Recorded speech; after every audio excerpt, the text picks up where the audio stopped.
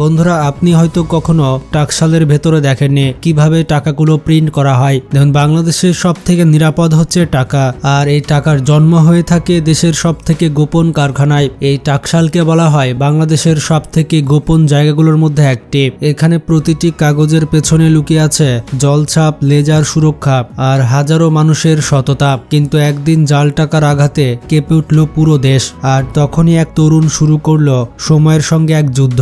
সেটি ছিল বাংলাদেশকে রক্ষার যুদ্ধ। টাকা কিভাবে প্রস্তুত হয় এবং কিভাবে গোপনীয়তা বজায় রাখা হয় সবকিছু আমরা একটি গল্পের মাধ্যমে জানব।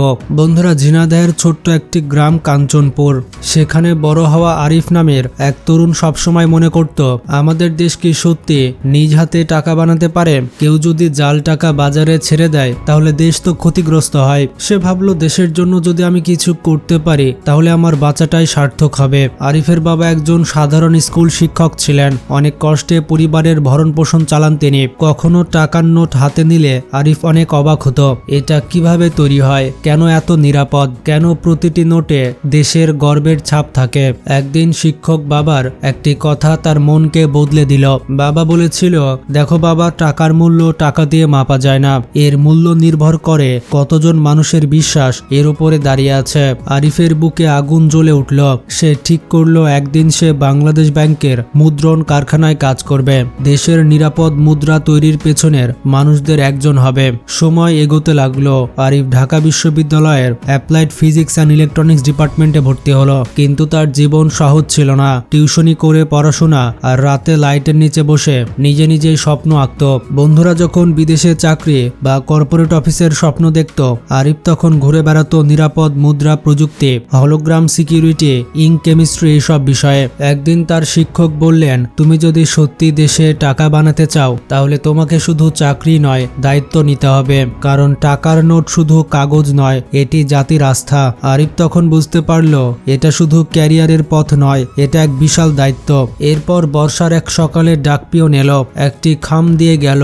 খাম খুলে আরিফ পুরো স্তব্ধ হয়ে যায়। বাংলাদেশ ব্যাংক সিকিউরিটি প্রিন্টিং প্রেসের জুনিয়র টেকনিক্যাল অফিসার পদে সে নিয়োগ পেয়েছে।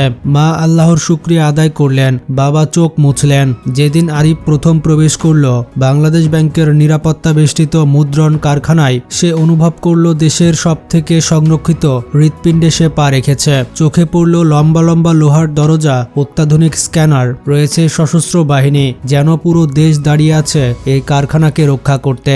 আরিফের প্রথম কাজ ছিল পেপার লেয়ার সিকিউরিটি চেক। তাকে প্রথমে নিয়ে যাওয়া হলো সেই বিশাল হল ঘরে যেখানে বাংলাদেশের মুদ্রার জন্য বিশেষ কাগজ ঢোকানো হয়। এবার আসে মুদ্রা তৈরির রহস্যময় প্রক্রিয়া। প্রথমে রয়েছে বিশেষ নিরাপদ কাগজ প্রস্তুত। এই কাগজে থাকে জলছাপ, নিরাপত্তা সুতা, স্পেশাল কটন ফাইবার এবং মাইক্রো টেক্সট। আরিফ কাগজটি হাতে নিয়ে তাকিয়ে থাকে, মনে হয় যেন দেশের গল্প এই কাগজের মধ্যে লেখা। দ্বিতীয় পর্যায়ে রয়েছে ডিজাইন ল্যাব। এখানে শিল্পীদের সঙ্গে বৈঠক হয়। জাতির জনক, জাতির স্মারক, নকশা, প্রতীক সবকিছু একত্রে গড়ে ওঠে। প্রতিটি রেখা, প্রতিটি রং, প্রতিটি আকার যেন বাংলাদেশের ইতিহাসের অংশ। তৃতীয় পর্যায় হচ্ছে গোপন রঙের কেমিস্ট্রি। বিশেষ নিরাপদ রং যা সাধারণ বাজারে নেই, যা আলো দিলে, গরম করলে বা ট্রিট করলে বিভিন্ন রূপ দেখায়। চতুর্থ পর্যায় হচ্ছে বিশাল মেশিনে নোটের জন্ম হয়। মুদ্রণ শুরু হলে শব্দ হয় টক টক টক করে, হাজার নোট জন্ম নিচ্ছে একসঙ্গে। আরিফ বিস্ময়ে তাকিয়ে দেখে এ যেন দেশের অর্থনীতির জন্ম মুহূর্ত।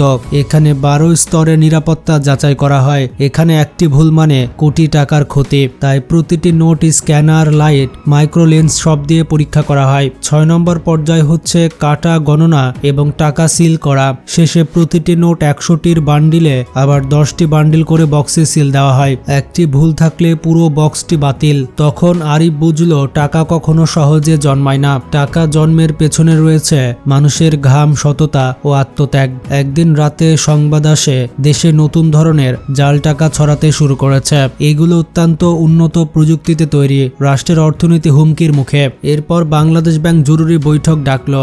আরিফ সহ প্রযুক্তি দলের দায়িত্ব পড়ল জাল টাকা শনাক্ত করে এর বিরুদ্ধে নতুন নিরাপত্তা সিস্টেম তৈরি করা। এই কাজ ছিল দেশের বিরুদ্ধে এক অদৃশ্য যুদ্ধ। এটি ছিল 72 ঘন্টার মিশন। পুরো টিম ঘুমহীন 3 দিন কাজ করলো। জাল টাকার সিকিউরিটি লেয়ার ভেঙে ভেঙে বিশ্লেষণ করা হলো। আরিফ এটা আবিষ্কার করলো যে জাল টাকায় ব্যবহৃত যে হলোগ্রামটি রয়েছে সেটা একটি বিশেষ লেজার গ্রাফিক্স দিয়ে তৈরি, যা খুব সূক্ষ্ম হলেও আসল সিকিউরিটির মতো নয়।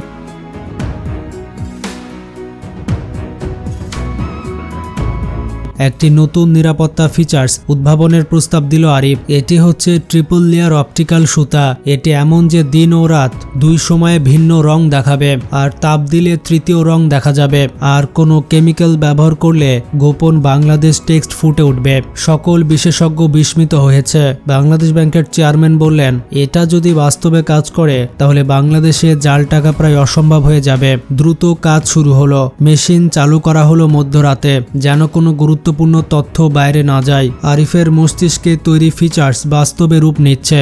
সকাল 5টায় প্রথম প্রোটোটাইপ নোট বের হলো। আলোর নিচে নোটটি ধরতে মনে হলো এ যেন এক জ্বলজ্বলে শক্তির দেশের গর্ব। পরীক্ষায় দেখা গেল জাল টাকার সব কৌশল ব্যর্থ হবে এই ফিচার্সের কাছে।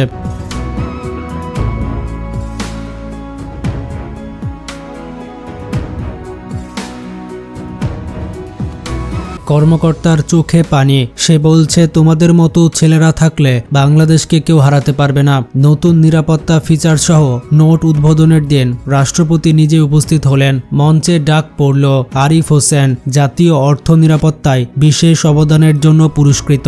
অসংখ্য ক্যামেরার ফ্ল্যাশ, জনতার করতালি। কিন্তু আরিফের চোখে তখন ভেসে উঠল তার গ্রামের সেই মাটির ঘর, বাবা মার চোখের জল, আর ছোটবেলার সেই প্রশ্ন, টাকা কিভাবে তৈরি হয়। আজ সে শুধু উত্তর খুঁজে পায়নি, দেশকে আরো শক্তিশালী করেছে। আরিফ মঞ্চে উঠে একটা কথা বলল, সবচেয়ে নিরাপদ টাকা হলো সেই টাকা যার পেছনে মানুষের সততা আছে।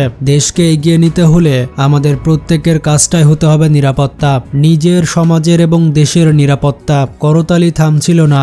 আজ বাংলাদেশ বিশ্বের অন্যতম নিরাপদ মুদ্রা তৈরি করে, আর এর পেছনে কাজ করেন হাজারো মানুষ যাদের গল্প হয়তো কেউ জানে না, কিন্তু প্রতিটি টাকার নোটে তাদের ঘামের ছাপ আছে, তাদের আত্মত্যাগ আছে, দেশের প্রতি অটল বিশ্বাস আছে। যখনই কেউ 10 টাকা, 20 টাকা কিংবা 500 টাকার নোট হাতে নেয়, আরিফ তখন ভাবে এই নোটের জন্মের পেছনে আমিও আছি। এটাই হচ্ছে আমার দেশের প্রতি ভালোবাসা, আমার নিজের হাতে বানানো স্বপ্ন।